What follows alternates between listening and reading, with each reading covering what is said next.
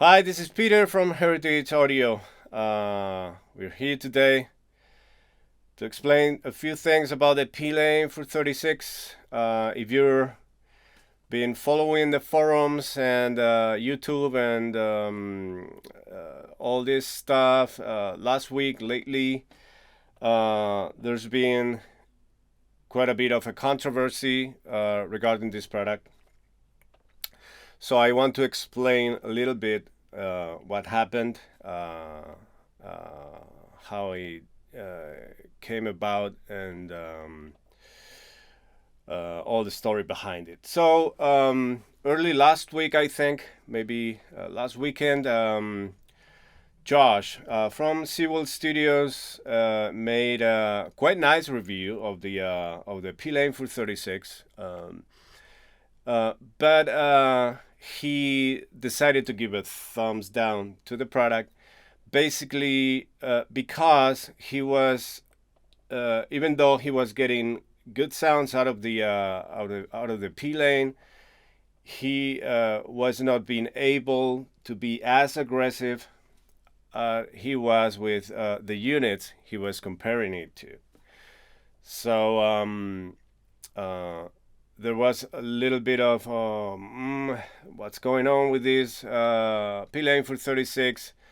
Then people were willing to quickly talk about, oh, Heritage dropped the ball with this unit, quality as was expected on the price is not as good as it should be. There was a little bit of hating and a lot of talking about the product. I saw the video. I saw Josh's video, and I immediately saw what he was looking for.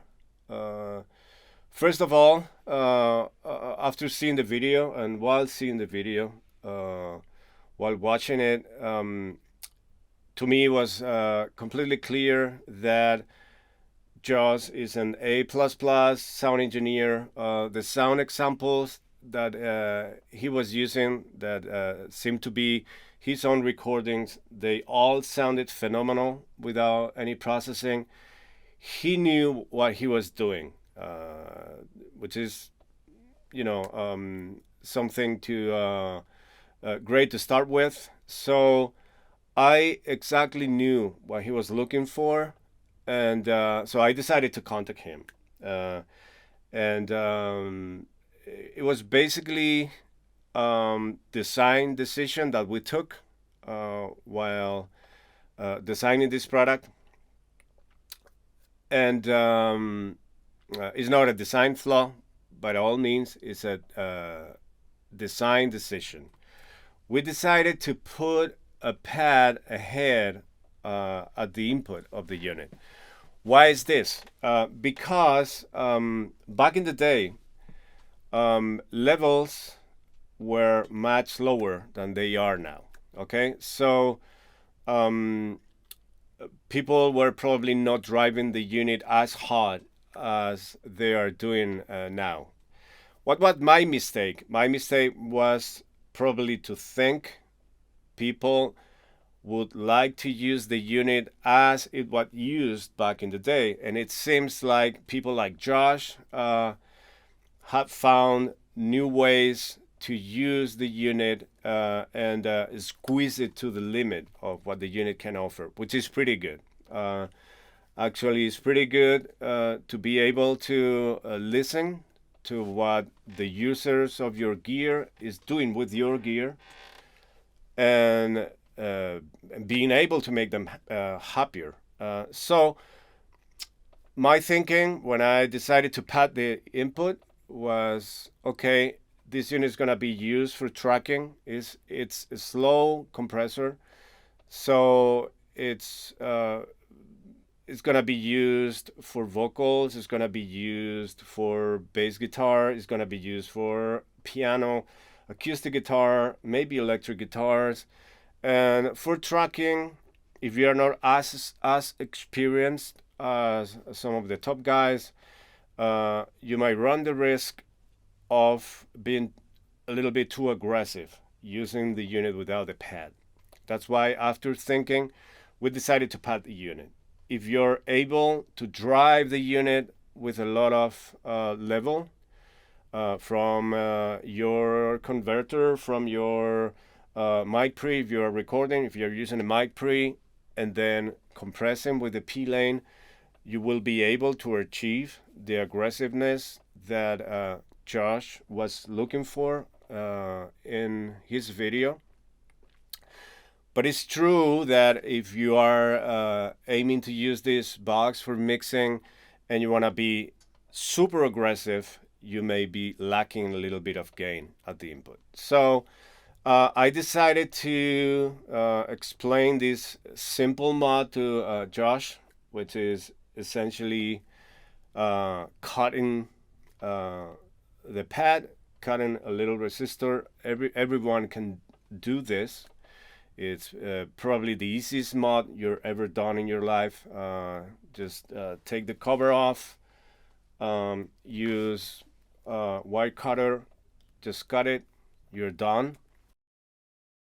So you can use the unit in both ways. You just, depending on your setup, depending on your taste, depending on your use of the unit, you have both choices there. So that's pretty much the story about the what we call now internally, and I would love to share this with you, is the Seawell mod. So Seawell suggests that we could, in future runs of the unit, we could put a switch to do both with pad and without the pad, and call it maybe the tracking and mixing modes. So it's up to you guys to decide. So at this point, we would love to know your thoughts about, you would like to use your P.LANE for 36 for tracking and be able to be cleaner and be able to boost the input with your mic pre if desired. That's your number one choice. Otherwise, your number one choice would be using this unit for mixing, and you will be performing the Seawell mod. Or you would prefer in a future unit to have the option of using it both ways. Just I would ask you just to leave your comments below and let us know which way you would like this unit to perform. So again, this is a matter of choice. This is not a quality issue, not a design flaw.